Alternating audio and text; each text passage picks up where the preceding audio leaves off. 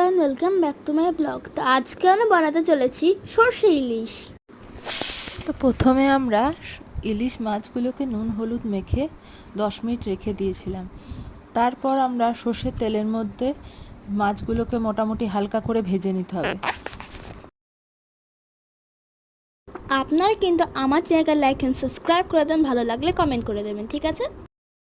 আপনারা দেখতে থাকুন। এই রেসিপিটা কিন্তু আমার ঠাম্মির হাতে বানানো, আপনারা কিন্তু অবশ্যই ট্রাই করবেন।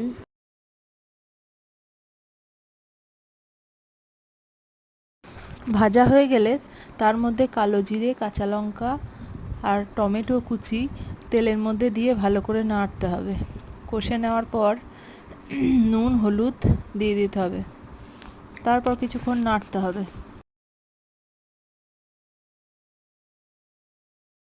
কষানো হয়ে যাওয়ার পর ওর মধ্যে সর্ষে আর পোস্ত, 1-2 কোয়া রসুন আর কাঁচা লঙ্কা যেটা বেটে রেখেছিলাম সেটা ছেঁকে নিয়ে ভালো করে দিয়ে দিতে হবে। তারপরে ফুটে উঠলে মাছগুলো দিয়ে দেবেন। মাছগুলো দিয়ে একটু নেড়েচেড়ে ঢাকা দিয়ে দিতে হবে। তারপর ফুটে উঠলে, ওটা আর দেখানো হয়নি, তো ফুটে উঠলে ব্যাস নামিয়ে দেবেন, তাহলেই রেডি আমাদের সর্ষে ইলিশ।